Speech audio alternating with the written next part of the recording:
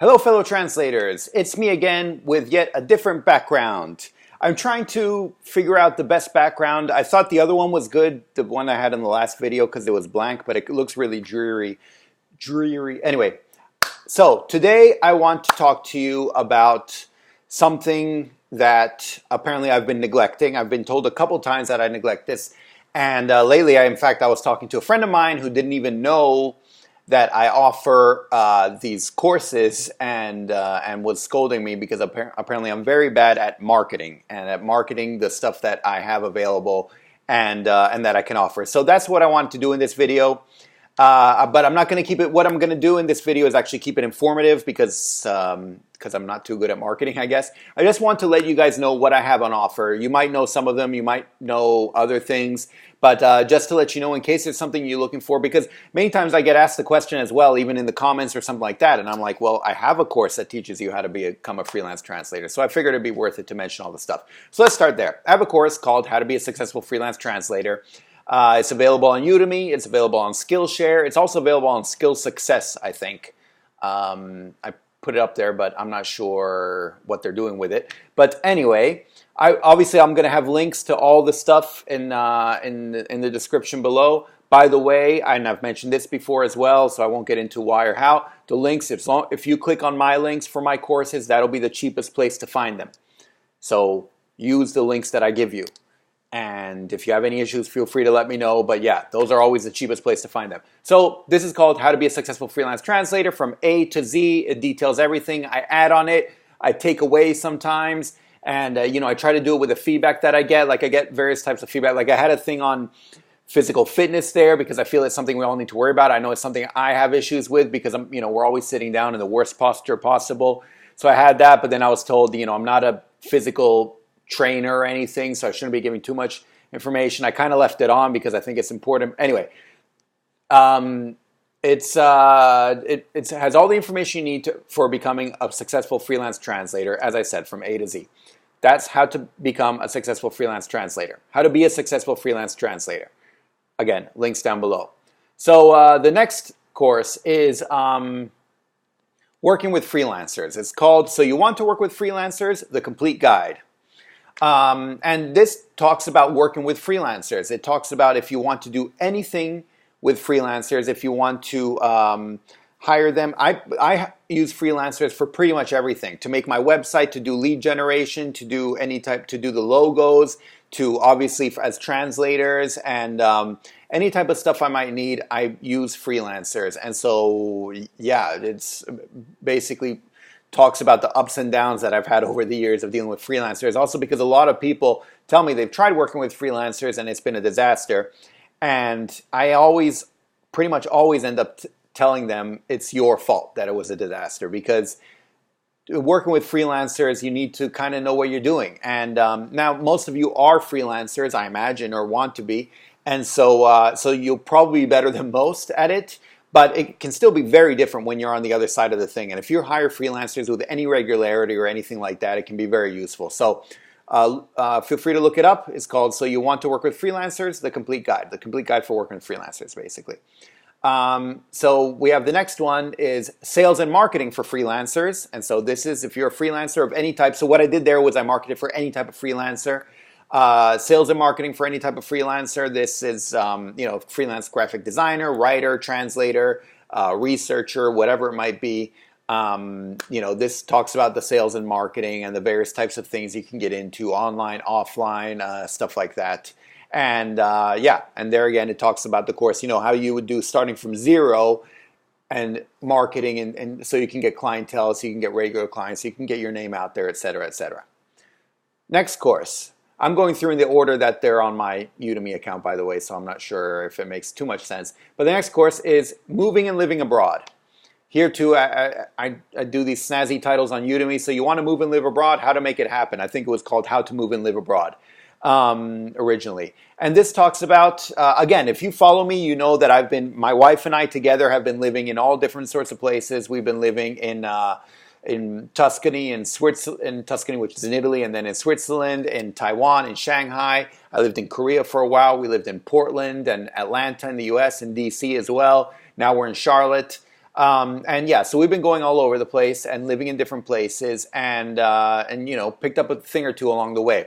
So if you want to, and by the way, I work, you know, my own as a freelance translator, and I have my agency, so I'm more independent. But my wife works in the corporate job, so I address that as well. How to do it if you have a corporate job, how to do it if you're married, stuff like that. So if this is something that you're interested in moving and living abroad, and this is something that, you know, a lifestyle you'd like to have, then this is the course for you. A lot of the courses that teach this or that touch upon this talk more about how to earn money online, and then they don't really talk about the moving and the living abroad.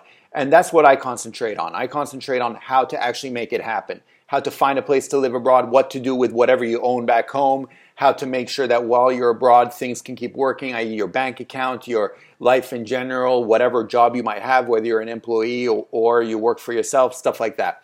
So that's how to move and live abroad. Once again, I'll have the link down below. The next course is the complete guide to traveling to Italy. And this is, as you know, I'm Italian American. I grew up mostly there and some here in the States, but mostly there in Italy and Switzerland. And so yeah, what I've ended up having was having a lot of friends from the States who want to travel to Italy, and so I've been helping them out, and I've seen a lot of issues they've had and stuff like that. And so I just created this guide for traveling to Italy. And so yeah, if you want to travel to Italy and make the most out of it and really have a great time, then this course has pretty much everything you would need, including some lessons at the end. The lessons are offered by me and my mother. My mother's an Italian teacher. She teaches Italian and has done so for many decades. And so we go through a lot of the basics in terms of phrases you might need and the situations to use them in and stuff like that. And so yeah, this is basically a course, everything you would need for traveling to Italy. Next one. Oh, the next one, how to learn a language as an adult. So I have this course called How to Learn a Language as an Adult. As you may or may not know as well, I enjoy learning and speaking different languages. I speak 8 different languages at varying levels. And so I talk about, you know, basically, especially as I get older, become more of an adult, I created more of a system because I find it's a lot easier to have my own system that I can use rather than just hoping things work out, you know, because as you get older, you have a lot of things you need to do, so you kind of need to figure it out. But I think in many ways it's easier when you're adult as well because you know why you want to learn it. And that gives you a certain specific type of motivation. Like you know that you want to do it because you want to have conversations with people, or because you want to read a book in the original language, or because you want to work in that place, or whatever it might be. And this kind of gives you a focus that you might not have as a kid. And so I think as long as you can concentrate on this and hone it, it can really help. And so this is a pretty like complete course, including at the end I have this sort of form that you fill out, and you fill it out and it'll spit out, it'll give you an exact sort of schedule that you can follow, and you know what to concentrate on here, whether it's reading, writing, listening, speaking, stuff like that, and what type of stuff to do on the various different days. And so you can come up with your own schedule based on exactly what you're looking for and what you need to work on and stuff like that. And so, yeah, I think it's very interesting in that sense as well. And in fact, I'd love to hear from people who've been using it. So once again, that's called How to Learn a New Language as an Adult. And once again, there'll be the link to it below. So what else do we have? Oh, then we have the course, Stop Being an Entrepreneur and Stop Creating Startups. This started off as just kind of a rant. In fact, I made a rant of it here on YouTube about how I really think people should stop trying to be entrepreneurs and they should try actually just running a business rather than trying to have a startup and stuff like that, because I think it's a very bad mentality to have. But actually it's slowly morphed into running a business, and there I talk about I think I've mentioned this before, but because I went from freelance translator to translation agency, but then along those lines I ended up helping companies that, you know, have translation as just part of what they're trying to do, and they actually want to expand abroad or export or import or find an agent or a distributor abroad or something along those lines, and I can help them out with that. So anyway, I talk, and so I take that as a case study. Basically, I have this course, Stop Being an Entrepreneur, which then later became Run a Business, and you know the pointers I think you should do. And then I basically took my own advice and did this for this consulting service that I started offering called Selva Consulting. Now I set it up as a business. and I kind of show how I did that, and which I think is quite interesting, actually. So yeah, this is it's called Stop Being an Entrepreneur and Stop Creating Startups. And I should probably come up with a better name and show that I'm actually showing you how to create a new business. But that's what it's called for now. There'll be a link to it once again down below.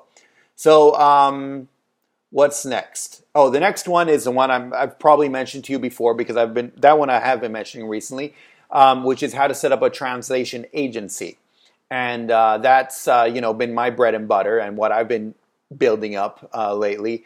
And so this is a course that talks mostly from the point of view as a freelance translator or as someone who's been translating, how to set up a translation agency, your own translation agency, and how to make that work. So you work with other translators, you work with the clients, you're kind of the intermediary in between them, and you project manage the whole thing and basically how to make that work.